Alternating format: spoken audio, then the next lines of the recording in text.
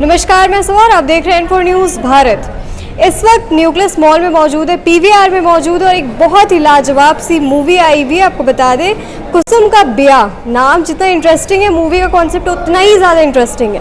और जो मूवी के मेन किरदार है वो हमारे साथ इस वक्त मौजूद है, प्रदीप चोपड़ा इनका नाम है, काफ़ी फेमस है। और आपको बता दें पहले तो कि अभी इनको 3 दफ़ा पुरस्कृत भी किया गया है, इस इंडस्ट्री में इनको एक अरसा हो गया है। तो एक अच्छे एक्सपीरियंस के साथ साथ एक अच्छी बातचीत होगी। मूवी पे बात करते हैं। पहले मूवी का संदेश क्या है और ये इंस्पिरेशन कहाँ से आया? देखिए, मूवी का संदेश ये है कि आप कोई क्राइसिस, ये सरकारी अफसरों के लिए या सरकार के लिए, कि आप कोई डिसीजन लेते हैं या पॉलिसी बनाते हैं तो जो स्टेक होल्डर्स में जो आपकी पॉलिसी से इफ़ेक्ट हो, उनसे बिना बातचीत किए, उनके बारे में बिना सोचे समझे आप पॉलिसी बनाएंगे तो आप क्राइसिस को और एग्रेवेट करेंगे। तो ये आप आगे के लिए, आपके लिए संदेश है, आपके लिए सबक है कि आप ऐसा ना करें। दूसरी ये है कि इसमें जो किरदार है जो मैंने निभाया है, जो मेन है, जो एक दादा है जिसके पास कोई पैसे नहीं है, कोई कनेक्शन नहीं है और वो इस क्राइसिस में फंस जाता है। तो क्राइसिस को वो हताश नहीं होता, उसको फाइट करता है और वो क्राइसिस से बाहर निकलता है। तो ये है कि आप क्राइसिस में अगर फंस जाएं, आप उस क्राइसिस को सॉल्व करने के लिए चेष्टा करिए, बैठ मत, हताश होकर बैठिए मत, उसको सॉल्व करिए। ये एक इंस्पिरेशन है। और तीसरा इंस्पिरेशन ये है कि मैं खुद मैंने कभी जीवन में एक्टिंग की नहीं, मुझे कहा गया कि आप एक्टिंग करिए। मैंने बड़ा मुश्किल से मन बनाया कि चलो एक्टिंग करते हैं, ये डर के साथ कि पता नहीं अगर एक्टिंग अच्छी नहीं हुई तो लोग हंसेंगे, लेकिन काफ़ी अच्छी एक्टिंग हुई। आपने जैसा कहा कि मुझे 3 जगह पुरस्कृत किया गया। तो ये अपने आप में एक इंस्पिरेशनल कहानी है कि हमारे हर व्यक्ति के जीवन में कोई ना कोई बोलता है कि तुमसे ये नहीं होगा, तुमसे वो नहीं होगा।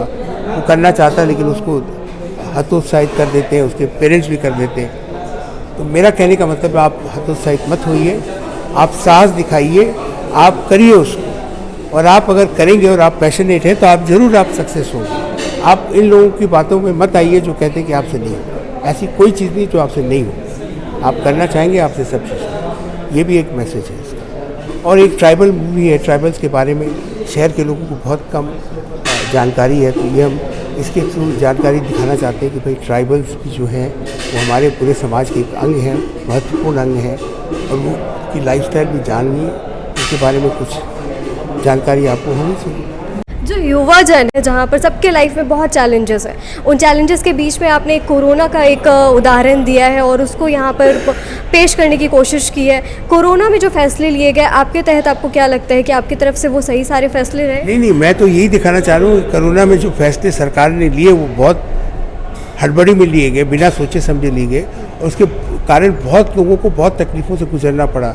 लोग अटक गए बॉर्डर के ऊपर में, लोग पैदल गए अपने शहरों से घरों तक, लोग गए रास्ते में, कई लोगों का एक्सीडेंट हो गया, लोग मर गए।